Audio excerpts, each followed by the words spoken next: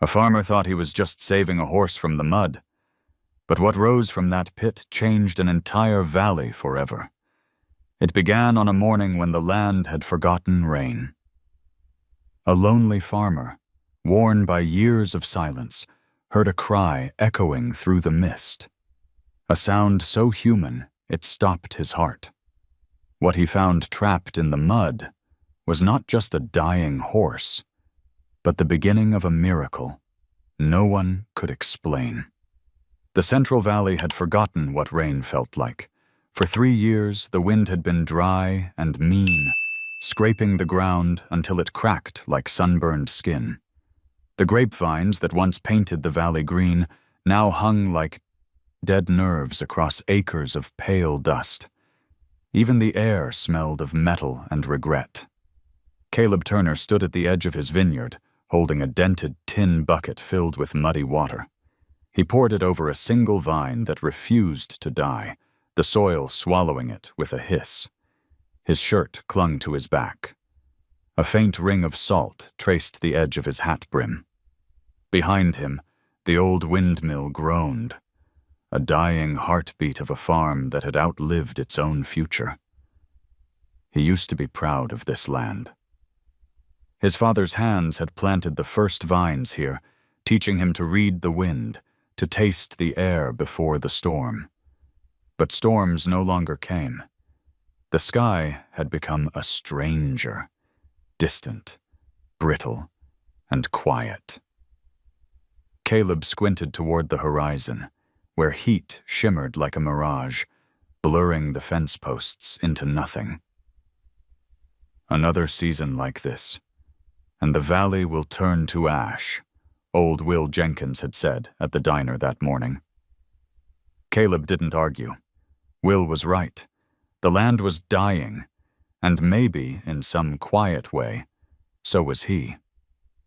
Inside the farmhouse, the walls smelled faintly of oil and loneliness. A faded photograph sat on the windowsill, a woman in a yellow dress, smiling beneath a tree heavy with fruit. Martha, his wife. Gone 5 summers ago, when the last well went dry and her heart simply stopped one night. The doctors had called it failure. Caleb called it drought. Every day since, he had followed the same ritual. Wake at dawn. Check the vines. Whisper to the soil as if it might remember him. Then pour the bucket. One last act of devotion for a land that no longer answered. That afternoon, the wind shifted. Cooler, gentler, carrying the smell of distant rain. Caleb looked up. The clouds were bruising the horizon, thick and low, crawling toward the valley like an old promise. He waited, hat in hand, watching the first drop hit the porch rail, then another. It wasn't much, just a hesitant drizzle, but he stood there, letting it soak through his hat, his shirt, his skin. The sound of rain on tin was like a language he used to know by heart. He smiled without meaning to, lips trembling. For hours it rained softly, washing dust from the vines, turning the earth into something dark and sticky. The vineyard shimmered beneath the dim light, silver threads of water running down every slope. Caleb walked barefoot through the rows, feeling the mud pull gently at his feet. It wasn't thirst that made his throat ache. It was hope, fragile and absurd. By nightfall, the rain had stopped. The clouds moved on, leaving behind a sky heavy with stars. Caleb leaned against the wooden gate, listening to the soft drip from the eaves. Somewhere out in the dark, frogs croaked for the first time in years. He whispered into the night, "Maybe you're not done with me yet." Then he turned off the lantern, the soft golden light vanishing from the farmhouse window. Beyond the hills, thunder murmured, a promise unfinished. and far across the valley, under a tangle of dead willow roots, something stirred. A faint, broken sound rose through the wet air, a whinny, distant and trembling. But the farmer didn't hear it. Not yet. Morning came gray and heavy, the kind of light that makes even the birds hesitate before singing. The world outside Caleb Turner's window smelled of wet dust and forgotten things. The rain had stopped some time before dawn, leaving behind shallow pools that mirrored the empty sky. Caleb stepped onto the porch, his boots sinking slightly into the soft ground. The vineyard stretched before him like a battlefield after the storm, mud-caked vines sagging under the weight of water, broken branches tangled like ribs. Yet beneath that ruin, the air carried a tenderness he hadn't felt in years. The faint shimmer of moisture made everything look alive again. He walked down to the lowest fat field, where water had gathered in the ruts between the rows. The soil gurgled softly under his feet. He crouched, pressing his palm to the ground.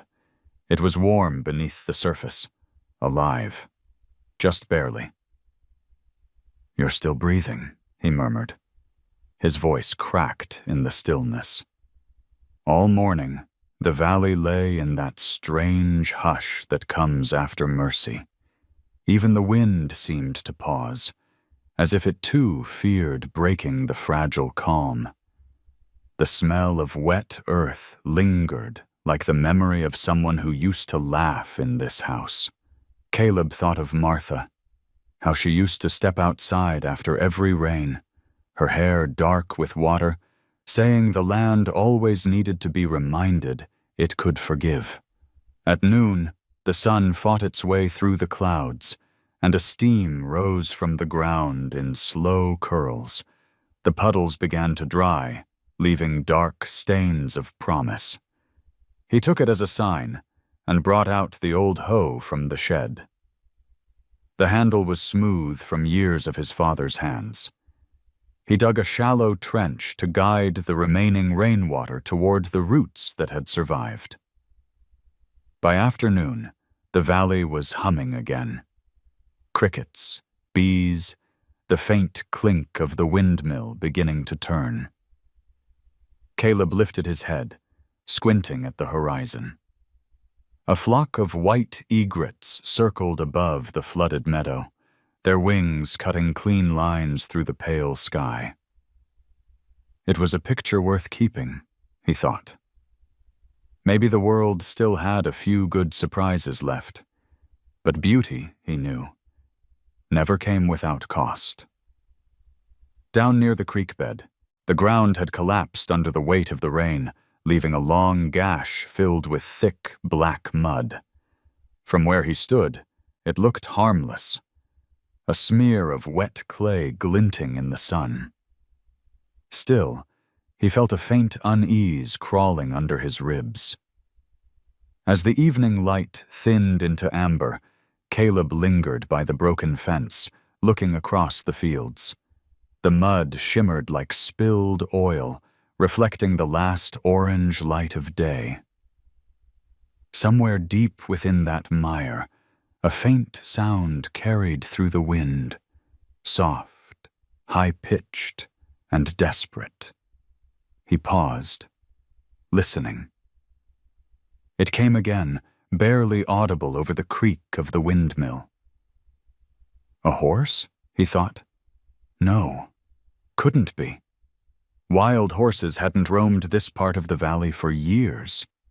The ranchers had driven them away during the last drought, saying there wasn't enough water for both man and beast. He waited, heart drumming quietly. Then came the sound again. Longer this time, trembling at the edges. It wasn't imagination. Something was out there. Caleb leaned against the fence post, eyes narrowing toward the far side of the property where the ground dipped out of sight. The sky was fading into violet now. He turned back toward the farmhouse, meaning to grab his flashlight. Halfway there, he stopped. The air had shifted again. The smell of rain was gone, replaced by something darker. The thick, sour scent of mud turning. He felt it then, the old instinct that farmers share with the land itself. A sense that something was not right. He looked once more toward the far field, that narrow basin of earth the rain had awakened. And in that hush between one breath and the next, he heard it again. Clearer, rawer, a sound no man could mistake. A whinny, frightened, weak. Caleb froze. The bucket in his hand slipped, water spilling into the dirt. His eyes widened toward the distance where the sound came from. No, he whispered, more to himself than the wind. Not out there. But the sound rose again, breaking the silence of the valley. He dropped the bucket and began walking, then running, mud splattering against his jeans, his boots sinking with every step. The last light of the day caught the outline of his figure moving across the wet fields, one man chasing a cry that didn't belong to him, but somehow had already found its way into his chest. He reached the basin at the far edge of the vineyard where the land dipped like a cupped hand, a place his father once called the field's weak heart. The storm had licked it open. Water pooled there, dark and viscous, a mirror cracked by reeds and tire ruts.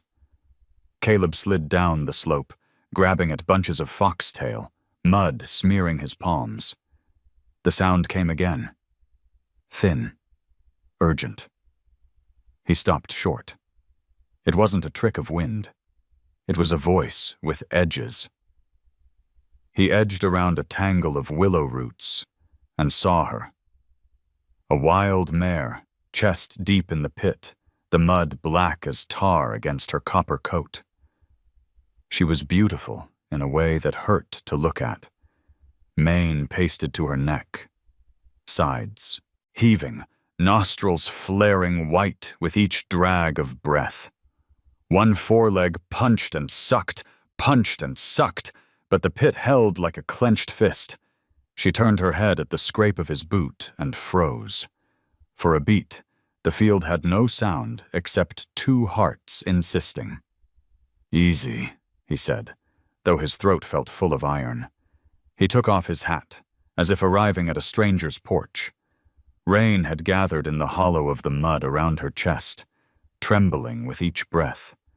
A torn ribbon of fence wire lay half buried nearby, winking with rust. He took a step closer. The ground pressed a wet hand against his boot and did not let go. He eased back, measuring distance the way his father taught him, by what the earth would accept. She was smaller than he expected for a wild one, fine-boned at the face, eyes clear amber rimmed in black. The left hind leg bore a pale ring of scar tissue, as if some metal had once laid a slow fire there. He recognized that kind of hurt, the kind that teaches a creature to live sideways from its own past. "Easy, girl," he said again, voice softer. The mare blinked. Breath clouded around her nostrils. Her look was not pleading, not angry. It was the look of a thing that has already learned the limits of panic, and is now spending what's left of its strength on staying upright. Caleb scanned the edge of the pit. Dead reeds. A snapped cedar post. The rope he used for hauling wire sat 30 yards back at the fence where he'd stopped earlier that morning. He could run to the truck, call someone, if anyone would come. Dry Creek wasn't kind to mouths that drank without asking. He could already hear Tom Briggs laughing into his coffee, talking about nature's accounting. Mortgage payment due on Friday. The credit card interest eating what little profit the vines might someday offer. Numbers stacked like bricks on his chest. But none of it mattered in the circle of that pit. A life was sliding away inch by inch, and he knew the measure of inches. He crouched low, testing the crust with the flat of his palm. The top layer held, a skin of clay that pretended to be ground, but the give beneath was merciless. One step too far, and he'd be where she was, caught in a soft machine that did not care.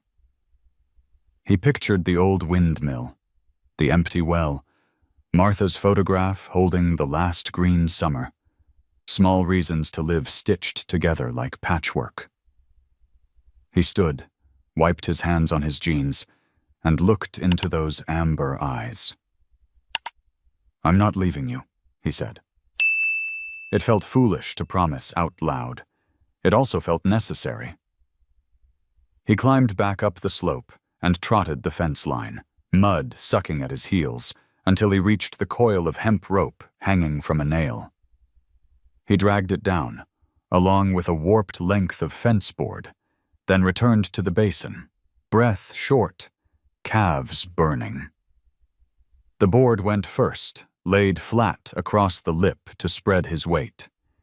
He eased onto it on hands and knees, fed the rope forward, looped it into a crude harness the way his father had once shown him, when a heifer calved wrong and needed a second pair of hands that the world didn't have. The mare's ears tipped, then steadied. He pulled the loop wide, testing knots with a practiced flick. "We're going to make a bridge," he told her, as if the words could dry the mud. He slid the rope along the surface, coaxing it toward her chest with the board, inch by inch.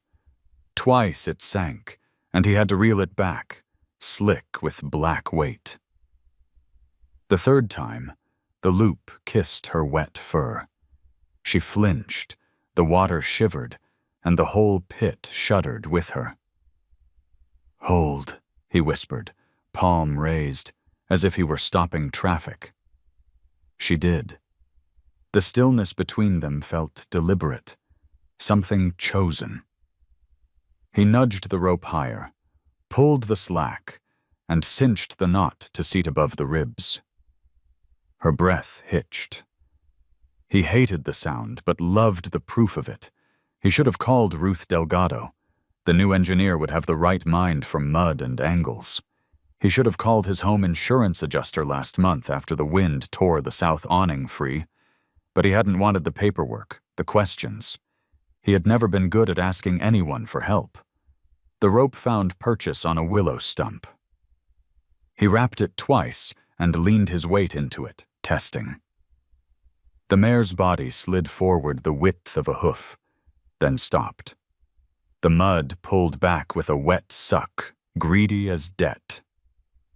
He tried again, slow pressure instead of jerking. The rope creaked. The stump answered with a tired groan. The mare shifted, found a new angle, and in that small coordination, a man leaning, an animal choosing, something like a rhythm began. He stopped before the stump cracked, lungs burning, arms trembling. He needed another anchor, another pair of hands. The sun was a dull coin pressing itself into the western hills. Time darkened. Coyotes would come to the edges soon, curious accountants of the valley's losses. He could picture a flashlight beam in Ruth's capable grip, the way she measured things without cruelty. He could picture the diner window steaming, Will Jenkins telling anyone who would listen that a farmer had gone soft for a wild mare. Let them talk. He untied the rope from the stump and resecured it, closer to the strongest root. He tried once more, easing tension with his weight until the board beneath his knees flexed like a sigh. The mare's right foreleg lifted out of the suction a hand's breadth, trembling in the air before settling back. That tiny rise robbed him of breath. It was enough to prove the world could be moved, if only a little. His arms quivered from effort. Mud crawled cold through a tear at his knee. Behind him, The basin's slope glistened with the day's last light, smooth as poured metal. He felt very small, very breakable, and very sure that leaving now would cost him something he could not afford. Not money, not vines, something older. He sat back on his heels and met the ewe, mare's gaze again. The wind had changed. Cooler. A hint of willow and iron. She blinked, slow. The black rim around her iris made the amber glow like a coal. He glanced toward the farmhouse, the dark square of a window just visible above the vines. If he ran, he could make it there and back in 10 minutes with the truck, the longer chain, the come-along winch. If he stayed, he might buy her those 10 minutes with the pressure of a rope and the quiet of his voice. He made a decision so quietly, even the mud didn't hear it. He stood, collected the rope, and backed up the slope, not taking his eyes from her until the last step found grass. At the top, he paused, catching his breath. The mare flicked an ear, as if taking a picture of him with her attention. "Hold on," he said to the trembling air, to the animal, to the piece of himself he'd left at the edge of the pit. "I'll come back." The headlights of Caleb's truck carved through the fog like slow knives. He drove back down the dirt lane, the ruts already swallowing the sound of his tires. The rope coiled beside him, and the winch rattled against the metal floor. Each bump in the road drummed through the steering wheel straight into his chest. He told himself he was just tired, that he didn't owe anything to a creature that would bolt the second she was free. But his hands never left the wheel. When he reached the basin again, night had taken the valley whole. The mud pit glistened faintly under the truck's beams, a mirror of slick darkness. He cut the engine. For a moment there was nothing but the ticking of cooling metal and the faint hiss of frogs starting their evening song. Then the air trembled. The sound he'd feared might be gone. A low, rasping whinny. Still alive. Caleb took the winch and rope, moving slowly down the slope. The mud grabbed at his boots, and each step made a thick, wet sound. The mare's eyes caught the beam, reflecting it back like molten gold. She had stopped struggling. Her chest rose and fell shallowly, her breath fogging the cold air. "Easy, girl," he whispered, the same words he'd used before. They felt heavier now. He set the winch against a root and looped the rope again, careful not to splash. The smell was sharp. Earth, iron, decay. Somewhere under it, the faint sweetness of hay that had blown in from the neighboring ranch. He spoke softly as he worked. "You made it through the storm. That means something." The mare blinked, her ears tilting toward his voice. When he took a step closer, she tensed but didn't thrash. Caleb crouched, his jeans sinking into the cold muck. He reached out, touching the rope around her chest. The texture of her coat surprised him. Silky under the grit, warm even soaked in mud. He felt the tremor of her heartbeat through the rope. "Hold on," he said again, almost to himself. He began cranking the winch. It clicked with a rhythm that matched his pulse. Steady, deliberate, mechanical. The rope tightened, cutting a faint line through the mud. The mare grunted, shifting her weight. For a moment, nothing moved. Then her front leg tore free with a wet gasp. Caleb froze. The sudden release could break bone if the tension went wrong. He waited until she steadied, then eased the rope again. The process was slow, measured by inches and breaths, Mud suctioned and released like a lung. Each pull stole a little strength from him, but gave the animal another fraction of life. His arms burned, his back screamed, the winch handle dug into his palm until blood slicked the metal, but he didn't stop. The mare's breathing grew louder, ragged but certain. Halfway through the drag, the board beneath his knee split with a crack. Caleb fell forward, catching himself with one hand in the mud. The rope snapped taut, jerking the mare. She cried out, high, raw, wild, and the sound ripped through him. He cursed under his breath, found his footing, and eased the tension.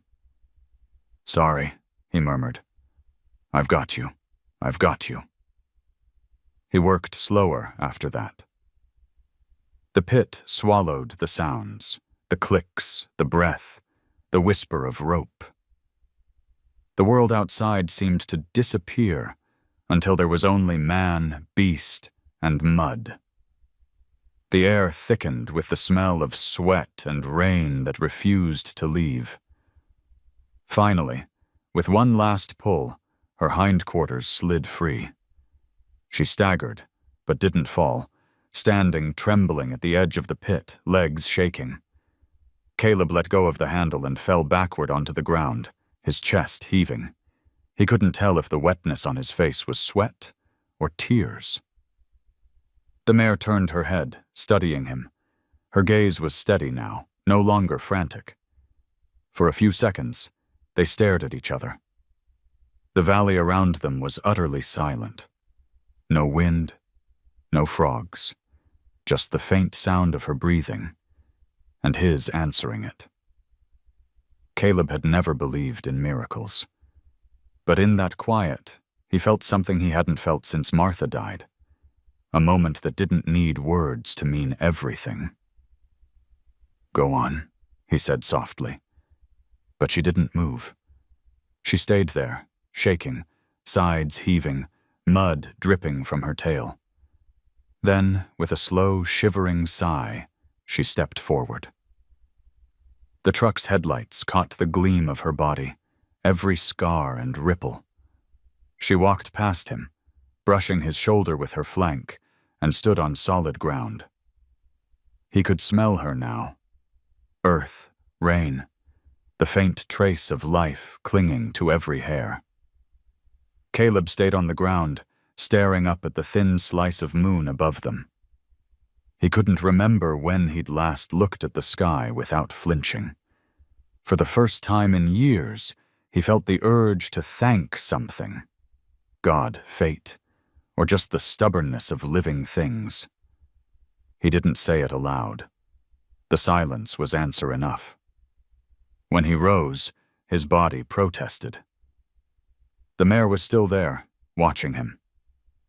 Her tail flicked once, then she turned her head toward the dark fields beyond the vineyard. Somewhere out there, maybe, was where she'd come from. The wild. Freedom. He took a cautious step forward. "You can go," he said, voice low. "You don't owe me anything." But she didn't move. She just stood in the beam of light, her chest rising with slow, exhausted rhythm. And then, like a whisper, she bowed her head. Barely, but enough for him to see it. A gesture too deliberate to be chance. Gratitude, maybe, or simply the way light bent across her form. Caleb turned off the truck's lights. Darkness folded over them both. He stood still, listening to the faint rustle as she shifted her weight. Then he turned toward the house. Behind him came the sound of hooves squelching softly through the mud, following. He didn't look back. He didn't need to. The next morning came wrapped in the color of dust. A pale sun climbed over the hills, but its light was thin, like it was afraid to touch the land. Caleb's hands were raw from the rope, his back sore from the night's work. Yet there was something new in the air, a quiet pulse beneath the silence, like the earth was waiting to see what he'd do next. The mare stood near the corral behind his barn, legs caked in drying mud, her coat already taking back its copper sheen. She ate the hay he'd spread on the ground, careful and slow, every movement wary. When he stepped closer, she raised her head, ears twitching, but didn't run. The sight of her alive filled him with a strange, nervous warmth. He poured water into an old trough and watched her drink. Her throat moved, the sound small but steady. "You've got some fight left," he murmured. The name came to him without thought. Sienna. It fit her, that blend of earth and fire. She blinked, and for a moment the barnyard felt like a place worth standing in again. By noon, word had traveled. In a town like Dry Creek, news moved faster than rain clouds. When Caleb drove into town for supplies, the chatter started before he'd even turned off the engine. Outside the hardware store, Tom Briggs leaned against his truck, arms crossed, grin sharp as a knife. "Heard you went and saved one of those wild devils," Tom said, loud enough for the others to hear. "Could have saved yourself the trouble. Those things break fences, ruin crops, drain the water. Should have let the mud take it." Caleb kept his voice even. "Wasn't her fault she got stuck." Tom laughed. "Fault's got nothing to do with it. It's balance. Out here, you let nature clean its own mess." A few others nodded. The men were ranchers, grape growers, men who'd fought the same drought, who'd watched their wells dry and their animals die. Their eyes held the dull shine of people who'd given up believing in miracles. Caleb felt the old tension rise in his chest. He could argue, but what was the point? No one ever changed their mind in the middle of Main Street. He bought the feed, the antiseptic, and a coil of fresh rope, then walked back to the truck. The conversation behind him died, replaced by the scrape of boots on gravel. As he turned the key, someone tapped the window. It was Ruth Delgado, the new hydrologist who'd moved in 3 months ago. Her hair was tied back, her boots muddy from fieldwork. "You really found a wild horse?" she asked. "Found her," he said. "Pulled her out of a pit by the vineyard." Her expression softened. "They don't come down from the ridge much anymore. She's lucky." "I don't know if lucky's the word," Caleb replied. "She's got scars on her leg. Someone chained her once." Ruth frowned. "That's not the wild doing. That's us." She hesitated, studying his face. "You mind if I come by later? I'd like to see her." He nodded. "Bring patience. She doesn't trust easy." Back at the farm, the wind carried a different scent. Warm metal, cut hay, the faint sweetness of grapes trying to ripen again.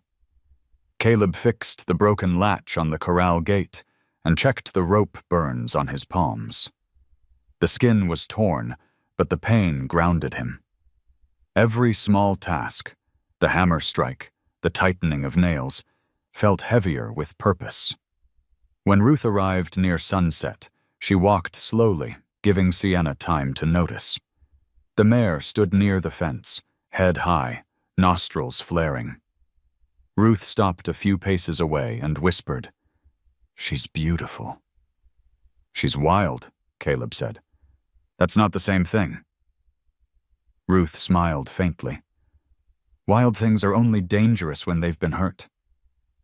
She crouched, letting the mare sniff her hand through the fence. After a moment, Sienna stepped closer, curiosity edging out fear. "See?" Ruth said softly. "Not all distance is mistrust." Caleb watched the two of them in the fading light, the world slowing around the rhythm of breathing. Man, woman, animal, air. It had been a long time since he'd seen anything that quiet feel safe. When Ruth left, she turned at the gate. "The others won't understand, Caleb. People out here see kindness as weakness." He nodded, eyes still on the mare. "They can see what they want. I'm too old to explain myself." Night came early. The cicadas sang from the vines. Caleb sat on the porch with a cup of coffee gone cold, staring at the corral where Sienna stood like a bronze statue in moonlight. Every few minutes, she flicked her tail, the sound small but certain, a heartbeat against the stillness. He thought of what Tom had said. "Let the mud take it." The words echoed like a threat, but also a test. He'd failed to save too many things before. The land, his marriage, his own faith. Not this time. As he rose to head inside, a low rumble rolled through the distance. Not thunder. Engines. A convoy of trucks moving across the back road, their lights flashing briefly through the vines. Caleb frowned. Wild horse trappers sometimes ran night drives along the ridge, rounding up strays for profit. He hadn't heard of them this close to Dry Creek in years. He glanced toward Sienna.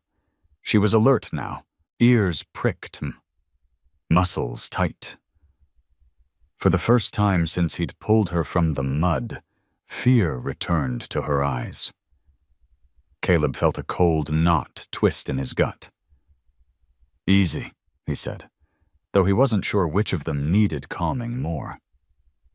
He stood at the edge of the porch, watching the red taillights fade into the dark, then turned back toward the mare. Her gaze met his through the half-shadow. Whatever storm was coming, it wasn't over yet. Sleep didn't come easy. Every time Caleb closed his eyes, he saw the mare's face half buried in mud, her eyes rolling white under the truck's beam. He woke before dawn to the smell of cold air and wet earth. Outside, the world was still gray, a thin mist rising off the fields like breath. Somewhere out in the dark, coyotes called to one another, their voices fading into the hills. Sienna was already awake. She stood near the fence, head lifted, her coat catching the first light. The scar around her hind leg gleamed pale in the morning fog. When Caleb stepped out of the house, she turned her head slightly but didn't move away. That simple gesture, the absence of fear, felt like a kind of grace. He fed her from his hand, bits of apple left over from the kitchen. Her muzzle brushed his palm, rough and warm. For a heartbeat, he remembered Martha again, how she used to feed the chickens at sunrise, whispering to them like old friends. He'd forgotten the sound of his own voice, softened by care. By mid-morning, Ruth returned in her old government truck. Mud splattered up the sides. She carried a clipboard, a thermos, and the same calm that made her presence quiet everything around her. "You weren't kidding," she said, looking at Sienna. "She's wild, but she's listening." Caleb shrugged. "Listening doesn't mean trusting." Ruth smiled. "Neither does talking." She circled the corral, noting the uneven ground. "The storm hit harder here than I thought. The creek bed's eroded. You might have more sinkholes forming." Caleb followed her gaze. The thought made his stomach tighten. "You think that pit wasn't the only one?" "I think the land remembers every drought," she said. "When it finally drinks, it breaks where it's weakest." He nodded slowly, eyes on the horizon. "Same with people." She didn't answer, but her eyes flicked to the scars on his hands. They worked side by side the rest of the morning, clearing debris and mending fences. The rhythm of it steadied him. The thud of the hammer, the smell of cedar, the way the sun finally burned through the fog. For a while, they didn't need words. After lunch, Caleb took the old canteen and walked down toward the lower field. The ground squelched underfoot, each step releasing the smell of iron and rot. He reached the edge of the pit where he'd found Sienna. The mud had hardened on top, but beneath the crust it still moved with a slow pulse. He squatted, touching the cracked surface. It was cool and slick, as if alive. A memory rose sharp and unwelcome. The night his well had run dry 5 years ago. He'd been down there too, waist deep, trying to unclog the pipe with his bare hands while Martha shouted for him to stop. He hadn't stopped then either. The water came back for one day, then turned to dust. 2 months later, she was gone.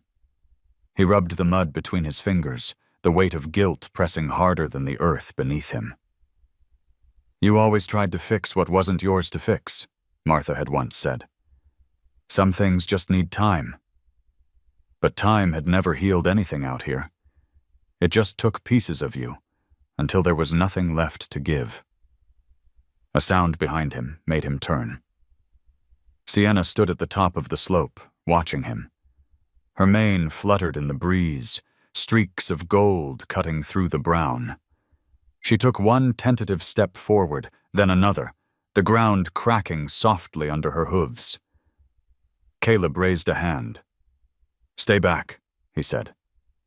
"This place isn't safe." The mare hesitated, then stopped.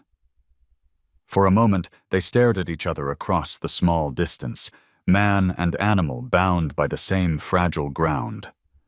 Ruth's voice broke the silence. "Caleb!" She was walking toward them, waving a folded map. "You'll want to see this." He climbed the slope, brushing mud off his jeans.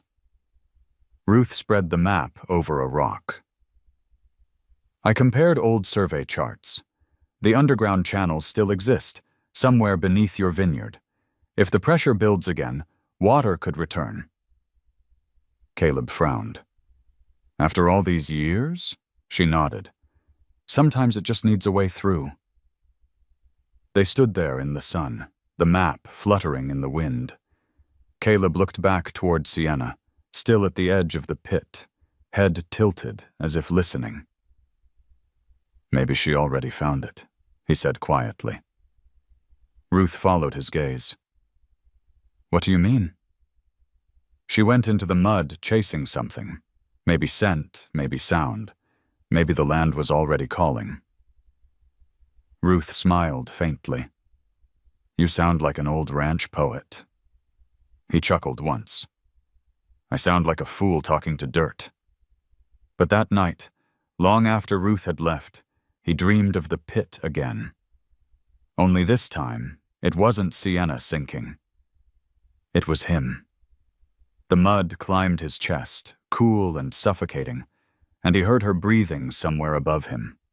Strong and even. He woke drenched in sweat, the sound of his own gasp echoing in the room. He stepped outside. The sky was moonless, black and heavy. From the corral came a soft rustle. Sienna was awake too, shifting her weight, her ears twitching toward the hills. Caleb leaned on the rail. "You feel it too, don't you?" he whispered. The mare turned her head. Her eyes caught what little starlight there was, glowing faintly gold. Then she gave a low nicker, deep and steady, before lowering her head to the ground. In that stillness, Caleb felt the same truth Ruth had spoken earlier. The land breaks where it's weakest, but it also heals where it's touched. He looked toward the pit one last time before going in. The surface shimmered faintly, as if something below it was moving again.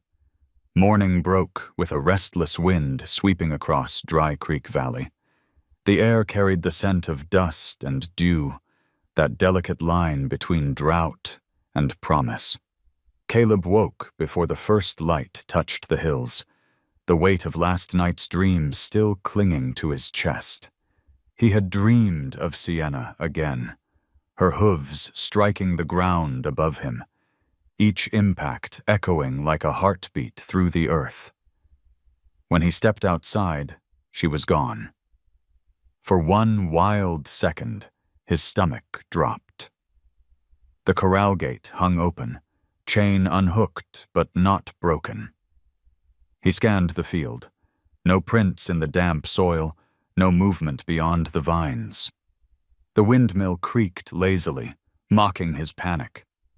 Then he saw her, standing down near the old oak, grazing among the tall grass as if she'd always belonged there. Caleb exhaled and leaned against the fence post, a half laugh, half prayer escaping his throat. "You'll be the death of me," he said under his breath. She raised her head at the sound, chewing slowly, eyes half-lidded, unconcerned. After breakfast, Ruth arrived again, this time carrying a small first aid kit and a portable ultrasound wand for soil mapping. "I thought you might need a hand checking her leg," she said, "and maybe I'll take another reading near the lower field." Sienna's ears flicked toward the newcomer. She stood still while Ruth crouched, the morning light sliding across the mare's scarred leg. "She's healing," Ruth murmured. "You did good." Caleb didn't answer. He was watching the hills. The night before, he'd heard engines out that way, the kind that didn't belong to farmers. "The trappers have been running near the ridge again," he said finally. "You think they'd come this far down?" Ruth looked up at him. "For the right price, they'd come anywhere." The thought tightened something in his gut. He'd pulled Sienna from death once. The idea of someone dragging her away in chains made his jaw clench. "They won't touch her," he said. "Caleb," Ruth warned gently, "you can't fight the whole valley." "Not the valley," he said, "just the ones who think it still belongs to them." He spent the rest of the day strengthening the corral fence and moving tools from the shed. Sienna watched him from the shade, tail flicking lazily. Every now and then she would step closer, nosing the air between them. There was trust now, fragile, trembling, but real. As the sun sank behind the ridge, painting the sky in amber and ash, Caleb filled the trough again. The well water came up clearer than he remembered, cold and tasting faintly of minerals. He let it run longer than usual, listening to the steady rush. Maybe Ruth was right. Maybe something underground had shifted. Sienna approached the sound of water, lowering her head to drink. The reflection in the trough shimmered. A man lined with years and a horse marked by scars, side by side under the dying light. It felt almost holy, though neither of them believed in anything that easy. Later, Ruth joined him on the porch. The air smelled of alfalfa and distant smoke.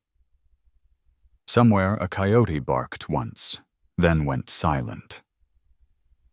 "You ever think the land knows who it belongs to?" she asked. Caleb sipped his coffee, eyes on the darkening field. "I think it remembers who listens." She smiled faintly.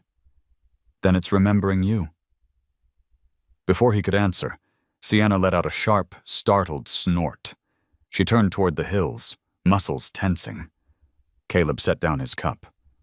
From far away came a faint metallic rattle, chains, or maybe the clatter of a gate. Then headlights flashed briefly along the ridge. Ruth swore under her breath. "The trappers!" Caleb was already moving. He grabbed his coat, the same rope he'd used in the rescue, and a flashlight. "Stay here," he said. "Don't you dare go alone." But he was already halfway down the slope, the beam of his light bouncing off the wet soil. The night was alive with the smell of diesel and dust. He could hear the low rumble of engines now, the kind that prowled slow and sure, hunting by patience. At the edge of the lower field, he found tire marks. Fresh. The mud pit shimmered under the moonlight like a wound that refused to close. Caleb's heart hammered as he listened.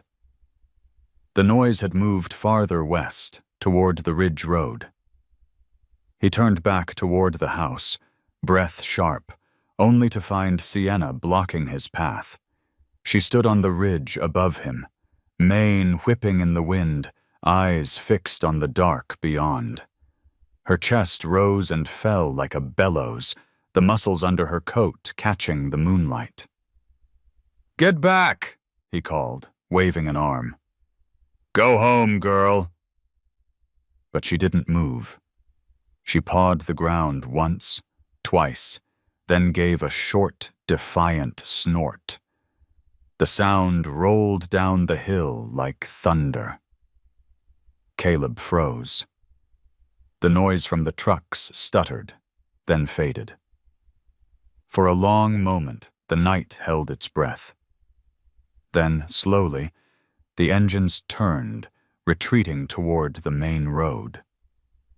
The lights disappeared, one by one. Sienna stayed where she was until the last echo died. Then she looked down at him, the wind lifting her mane like a flag.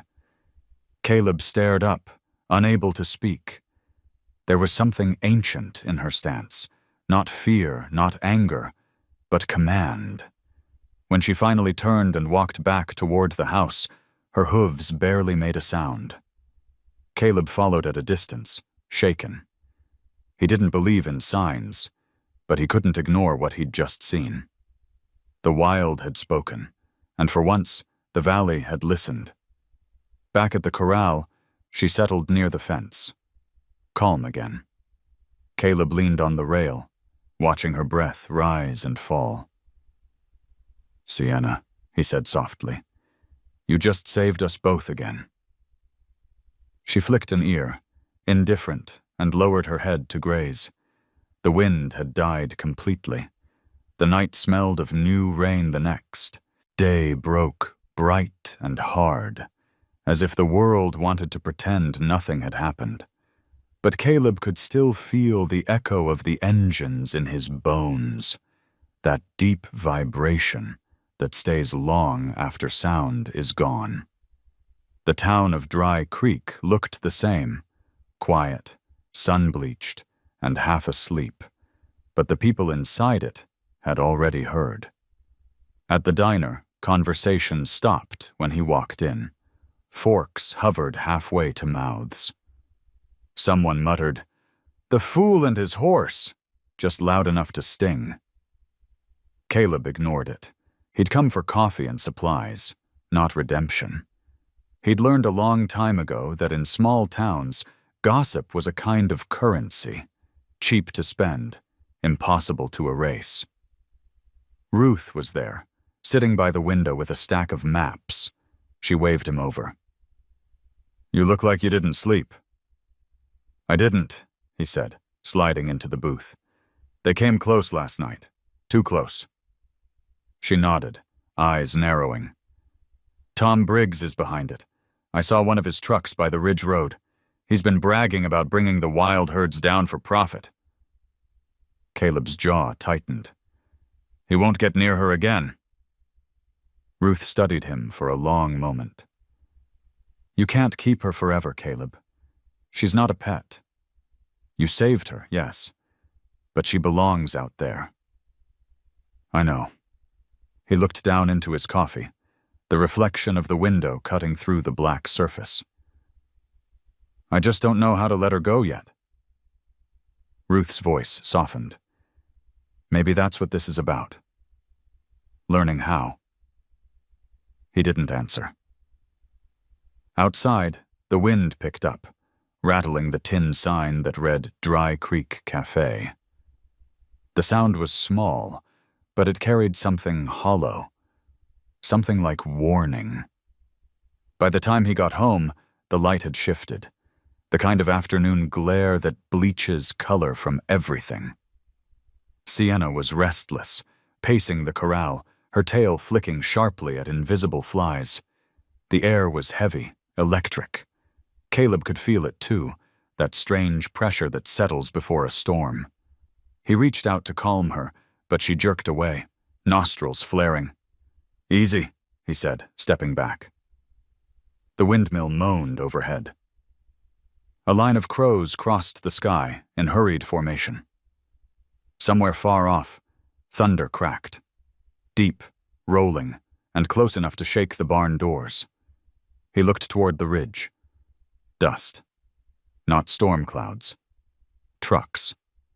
His stomach turned cold.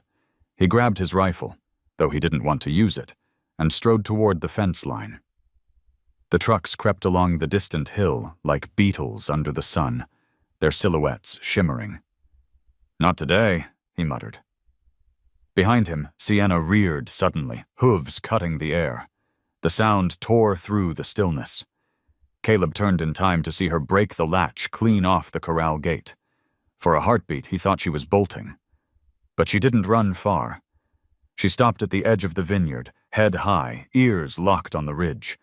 Her entire body trembled with focus. The trucks slowed, then stopped. One engine revved twice, an ugly growl that carried through the valley. Caleb raised his rifle, but didn't fire.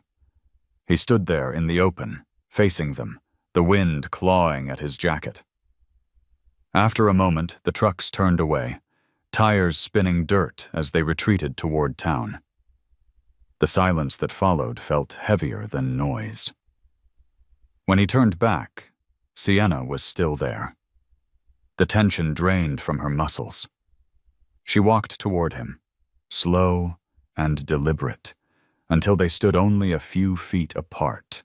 Her sides heaved from exertion, but her eyes were calm again, steady, knowing. Caleb reached out, laying a hand against her neck. The heat of her skin pulsed beneath his fingers.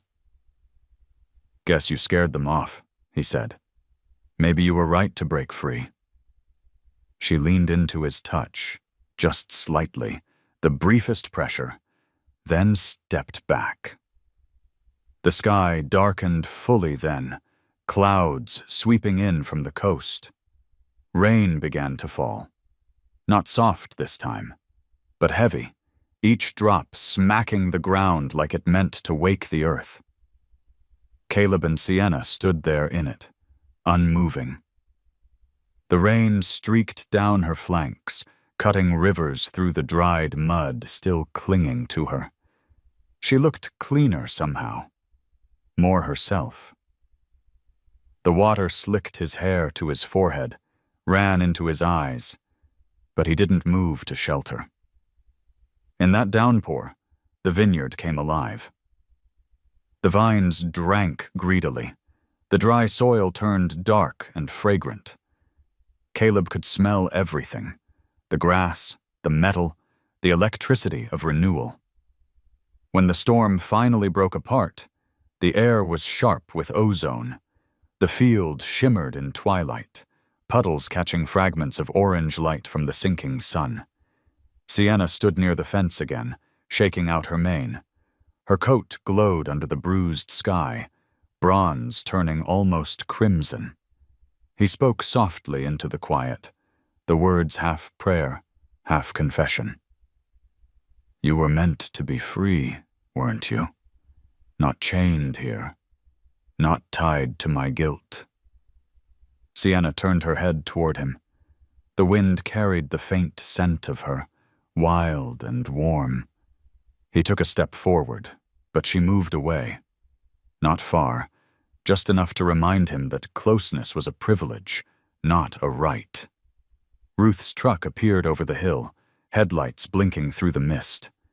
She parked near the barn and got out, shielding her face from the drizzle. "I saw the storm rolling in," she called. "Wanted to make sure you weren't out here doing something stupid." Caleb gave a small, tired grin. Too late for that. She walked to his side, eyes following the mare. "She's something, isn't she?" "She is," he said. "And she's not mine." They stood in silence, watching as Sienna moved through the field, each step sure, measured.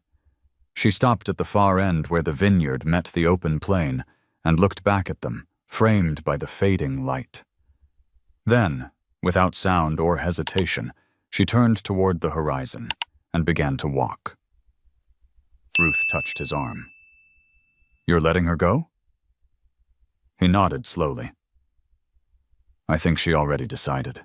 They watched until the shape of the mare disappeared into the blur of dusk, swallowed by the distance between freedom and farewell. The rain had left the earth steaming, and in that haze, the land looked almost alive again.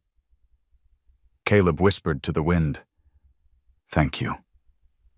He didn't know if he was speaking to the horse, the storm, or the piece of himself he'd finally learned to forgive. The storm passed in the night, leaving the valley rinsed clean and trembling under a pale dawn. The air smelled of wet sage and ash from a brush fire far to the west. Caleb walked through the vineyard barefoot, mud sucking at his heels, the earth soft for the first time in years.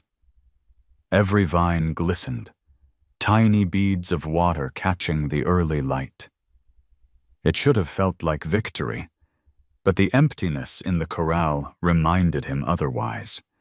Sienna was gone. He'd known she would leave. Still, the sight of that open gate hit him harder than he'd expected. Her hoofprints were easy to find at first, wide, firm impressions cutting through the softened soil, but they grew faint as they climbed toward the ridge. He followed them anyway, climbing the trail that curved around the broken creek bed. Each print was like a fading heartbeat, a trail written in patience and silence. Halfway up, he stopped to catch his breath. The wind swept across the valley, cool and alive. He looked back and saw the farmhouse below, small and square, surrounded by fields that finally looked like they were breathing again. Ruth had said the land would heal where it was touched. Maybe she was right. The tracks led him to a place he hadn't walked in years, a shallow hollow between two ridges, half hidden by mesquite. Once, it had been a holding pen for cattle, back before the drought took the grass and the fences fell. Now it was just bones of wood and rust. He ducked under a leaning post and froze. The air here felt different, charged, uneasy. At the center of the hollow, a patch of dirt had been churned black and slick. And there, hanging from a low branch, was an old length of chain. The links were rusted, but the shape of it made his stomach twist. The end still carried a small, broken buckle, the kind used for livestock or horses. He reached up and touched it. The metal was cold and flaked under his fingers. When he pulled, the whole thing came loose with a soft, metallic sigh. He stared at it for a long time, feeling the weight of it in his palm. This, he realized, was what had scarred Sienna's leg. Maybe years ago. Maybe not that long. The sound of hooves made him turn. She was there. Standing on the edge of the clearing, mane tangled, coat dark from rain. For a moment, neither moved. The morning light caught the curve of her scar, turning it silver. Caleb dropped the chain, the links landing in the mud with a dull clatter. Sienna flinched at the sound, then stepped forward, cautious but steady. "It's over," he said softly, though he knew she didn't need the words. "Whatever they did to you, it's over now." She came closer until he could see the small flecks of amber in her eyes. They weren't wild anymore, but they weren't tame either. She was something in between, a creature that belonged to no one but understood everything. He reached out, stopping short of touching her. The last few feet were hers to choose. Slowly, Sienna bridged the distance, pressing her muzzle against his open palm. The warmth of her breath trembled against his skin. The gesture was brief, but it carried more forgiveness than he'd ever known how to ask for. Then she turned her head toward the north, toward the open land that stretched past the ridge. Caleb followed her gaze. The storm clouds were breaking apart, sunlight flooding the far hills. He understood then that she hadn't been running from him. She'd been leading him here. To this place, to this proof. He picked up the chain again, coiling it carefully. "You showed me," he said quietly. "You remembered what they did, and still came back." Sienna pawed the ground once, then backed away. The light shifted, breaking over her in bright streaks of gold. She lifted her head and gave a long, low whinny that rolled through the valley like a song. The sound wasn't fear or warning. It was release. Caleb tied the chain around the old post, tight and final, then left it there. When he turned back, Sienna was already walking toward the ridge, her stride easy, sure. He didn't call after her. Some goodbyes are better silent. The walk home felt different. The sun was stronger now, the air warmer. He passed the vineyard and noticed tiny green shoots curling up from the soil where nothing had grown for years. It made him stop. He knelt, brushing dirt from the fragile stems, and laughed softly under his breath. Life was stubborn. So was he. When he reached the porch, Ruth was waiting. She had a clipboard in one hand and a coffee mug in the other. "You look like you've been climbing mountains," she said. "Only one," he replied, wiping his hands on his jeans. She studied him. "Find her?" He nodded. "For a while." "And?" "She found what she was looking for," he said. "So did I." Ruth smiled, but her eyes shone with something quieter than joy. "You should come by town later. The community's talking about reopening the irrigation channels. Might finally get some funding to bring water back." Caleb looked out toward the field, where sunlight flashed off the wet soil like glass. "Maybe the water's already coming." That evening, he sat on the porch again. The chain still hung heavy in his mind, but it didn't ache anymore. Across the valley, thunderheads drifted west, leaving behind a faint rainbow, faint but real. He took off his hat and let the wind pass through his hair. Somewhere beyond the ridge, a horse called once, clear and strong, fading into the horizon. He smiled, half to himself. "Be free, Sienna," he said, and, for the first time in years, he believed the land had heard him. By the time the next week came, the valley had turned a color Caleb barely recognized. Green. Not lush, not full, but green enough to make a man stop walking and stare. The vines were sprouting again, thin shoots curling upward like fingers testing the air. Each morning he checked them as if they might vanish overnight, like some miracle the land hadn't meant to keep. Ruth came by on Thursday with new equipment for soil testing, her boots caked with mud from the lower fields. "You won't believe this," she said, setting the scanner down. "The groundwater level rose by almost 3 inches in 5 days. I thought the readings were wrong, but they're consistent across every point." Caleb wiped his hands on a rag. "That's not possible. We haven't had that much rain." "Exactly." Ruth crouched, unrolling a map over the tailgate of his truck. "There's pressure building underground. Something shifted. Maybe the old aquifer woke up." He traced a calloused finger along the faded blue lines that marked the channels. "The aquifer runs right under Miller's Hollow," he said. "That's where I found the chain." Ruth's eyes flicked up. "Maybe your wild horse knew something we didn't." He didn't answer. A gust of wind rattled the grape leaves, sending droplets of dew scattering into the air. The sound was faint, like applause from the earth itself. Later that day, Caleb walked out toward the hollow. The sun was high, and the air shimmered above the ground. He passed the fence line where the chain still hung, catching light like an old memory. The dirt around it looked darker, moist. He crouched, pressing a hand to the soil. It was cool, damp, and he swore he felt it, vibrating faintly, as if something deep below was breathing again. He dug with his bare hands, just enough to turn the earth. Water seeped up, thin and clear, filling the shallow depression. It wasn't much, but it spread, slow and patient, forming a tiny mirror of sky. Caleb leaned back on his heels, unable to speak. The valley's silence answered him. That night, he couldn't sleep.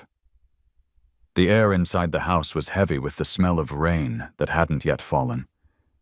He poured himself a glass of water and stared at it under the kitchen light, remembering how his father used to say, "You don't own water, you borrow it from the next drought." Near midnight, headlights swept across his window. He stepped outside and saw Ruth climbing from her truck, excitement lighting her face. "You have to see this," she said. "The well by the North Road. It's flowing again. Just started tonight." They drove out together, the truck bumping over uneven ground. The moon hung low, half covered by clouds.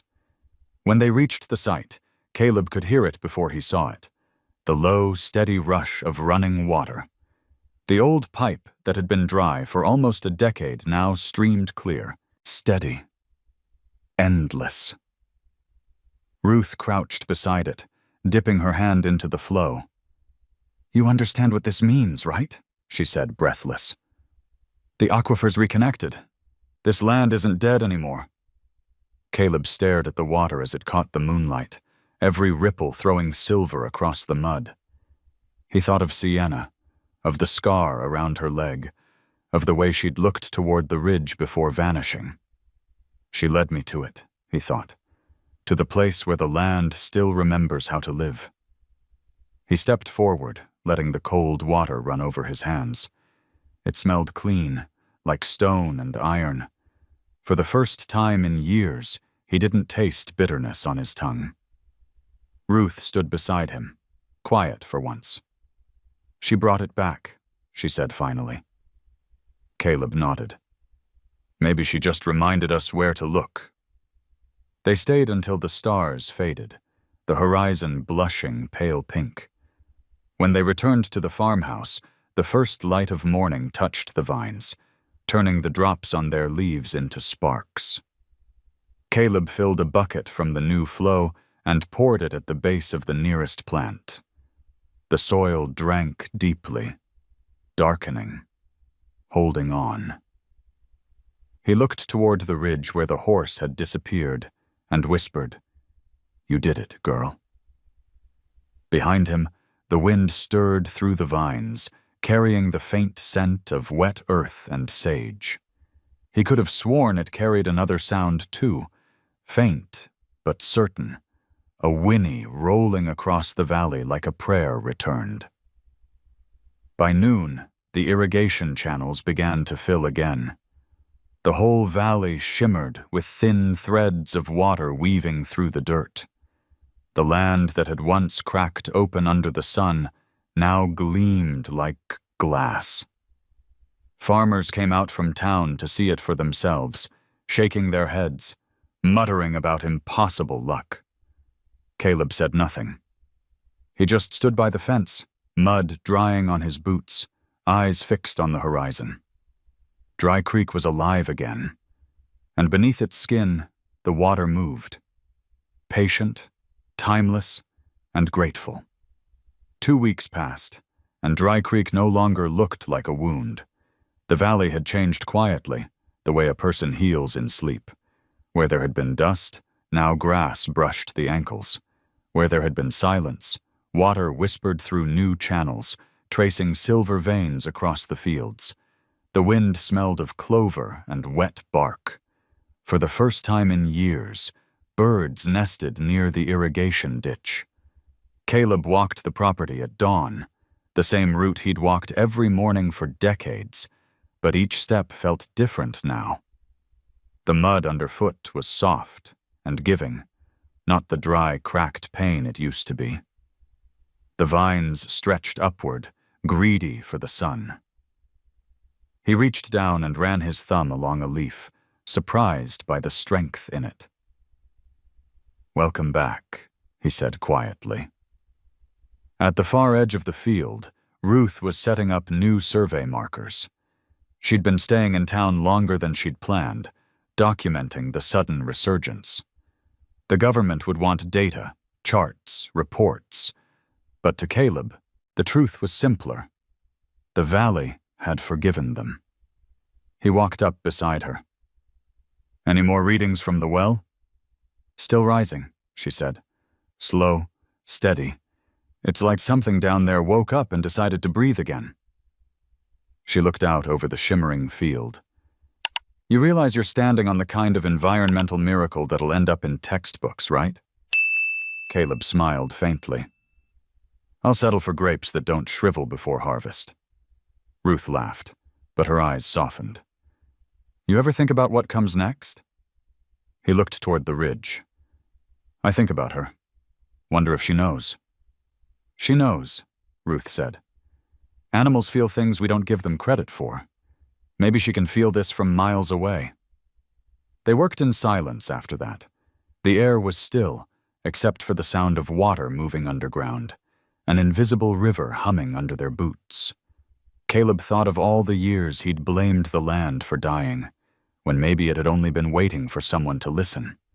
By late afternoon, the heat built again. He retreated to the porch, where the boards were warm under his bare feet. From there he could see everything: the vines, the orchard, the creek bed that now shimmered faintly in the distance. He poured himself a glass of cool water and sat in the shade. For the first time in a long while, he didn't feel alone. A sound drew his eyes upward.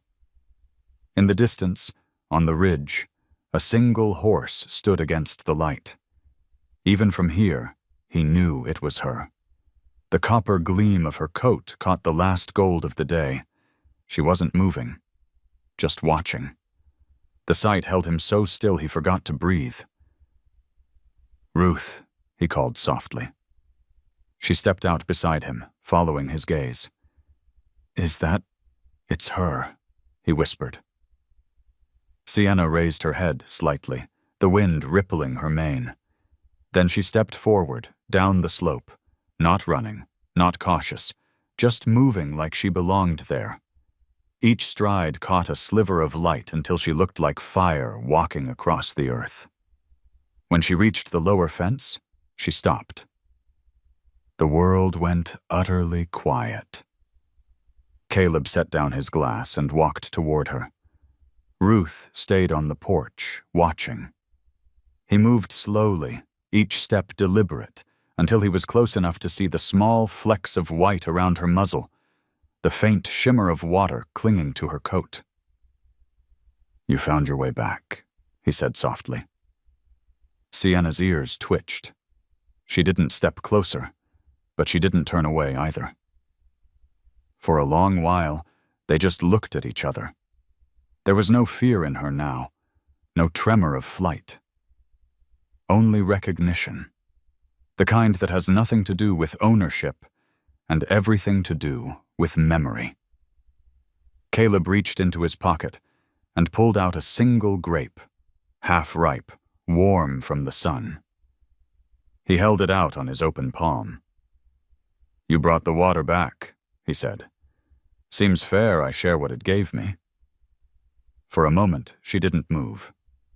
Then, carefully, she lowered her head, teeth brushing his skin as she took the offering. He felt her breath, steady and alive. When she lifted her head again, her eyes caught the reflection of the vineyard behind him, the land reborn, glimmering under the evening light. "Go on," he whispered. "It's yours, too." She turned slowly, the light tracing her shape until she was nothing but a silhouette against the setting sun. At the ridge, she paused and looked back one last time. The wind lifted, bending the new grass in waves. Then she disappeared over the crest, her shadow melting into the horizon. Ruth joined him at the fence. Neither spoke for a long time. Finally, she said, she came back to see it. Maybe she came back to say goodbye. Ruth nodded. And maybe not.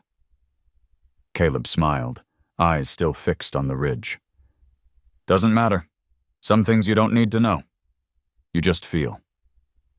The sun slipped lower, turning the sky the color of copper.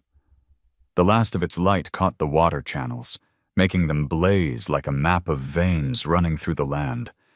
It looked alive, as if the earth itself had a heartbeat again. Ruth rested her arm on the fence. You think it'll last? He took a deep breath. The air was rich now, full, heavy with life. If we remember to listen, he said. They stood there until the light died, two figures framed against the wide, breathing valley. The night came quietly, but not empty. The frogs had returned to the creek, their calls soft and sure. In the distance, faint but certain, came the low, familiar whinny of a horse, a sound that rolled across the land like a benediction. Caleb closed his eyes. The sound faded into the dark, but its echo stayed, deep and steady as the pulse of the earth. The first frost came late that year, hesitant, almost shy, like the land didn't want to let go of its own rebirth. Morning light spilled across Dry Creek Valley, glinting off the thin crust of ice that had settled in the irrigation ditches. Caleb Turner stood at the edge of his field, hands buried in his coat pockets, breath curling white in the cold. The vines, stripped bare now, held the ghost of summer in their twisted branches. Behind him, the farmhouse exhaled thin plumes of smoke from its chimney, the scent of burning oak drifting into the open air. The world was quiet, the kind of quiet that holds stories. He crouched near the trench where water still trickled beneath the ice.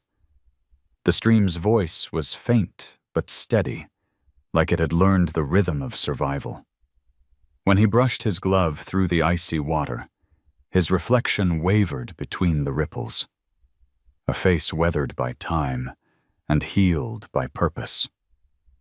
There were fewer lines of anger now, fewer edges.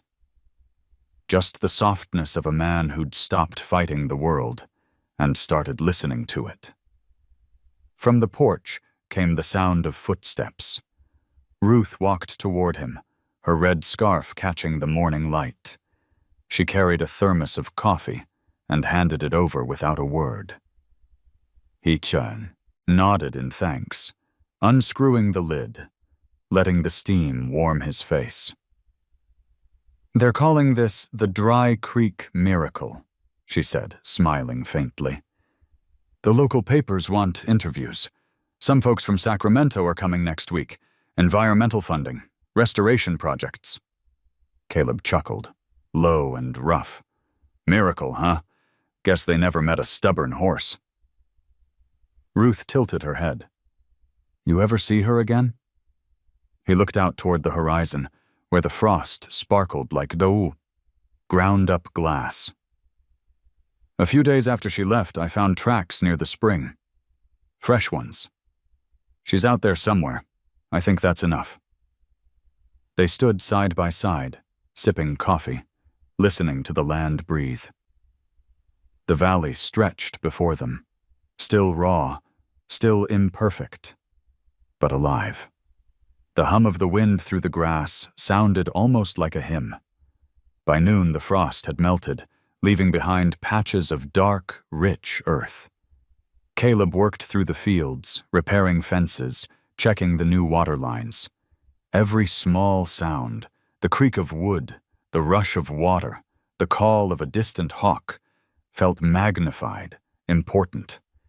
He realized how much of life he'd spent half listening, waiting for the next failure instead of hearing what was still trying to live. As he walked toward the far end of the vineyard, something caught his eye. A faint glimmer half buried in the soil. He knelt, brushing away the dirt. It was a horseshoe, old and worn smooth by time, the metal dulled but unbroken. He turned it over in his hands. The curve fit perfectly against his palm.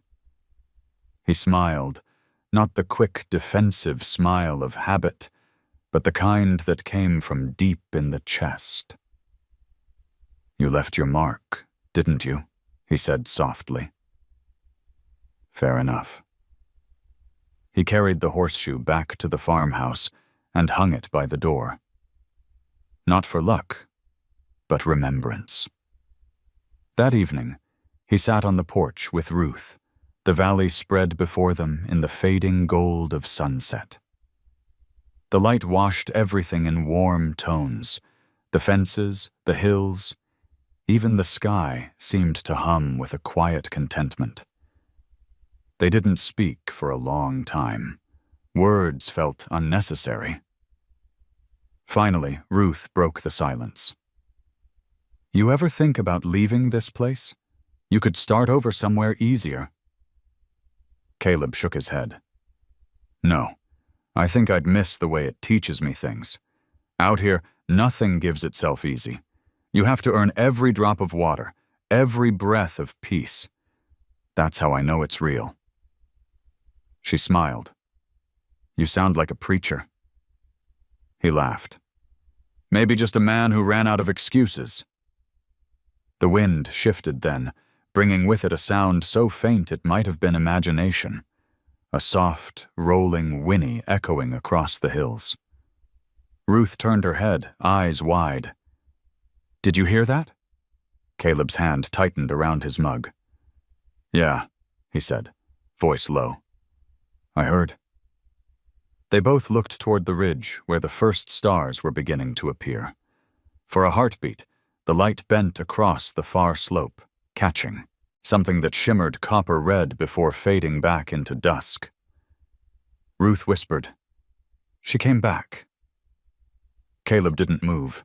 He just watched the place where the light had been, his eyes glistening in the half-dark. "No," he said quietly. "She never really left." The night deepened, the world folding into shades of blue and gold. The frogs began their chorus by the creek. Somewhere beyond sight, the mare ran through the wet grass, hooves striking the ground like slow, steady drums, the sound of freedom answering the call of forgiveness. Caleb leaned back, his chair creaking beneath him, and closed his eyes. The land no longer sounded empty. It pulsed, steady and alive, like a heart finally finding its rhythm again. In the end, there was no miracle. Only the simple, stubborn faith between a man, a horse, and the piece of earth they had both learned to love. And under the quiet California sky, the earth gave thanks. If this story touched your heart, tell me what part stayed with you the most. I'd love to read your thoughts in the comments below. Don't forget to hit like and subscribe so you won't miss the next story. Another true tale of courage, compassion, and the bond between people and the wild.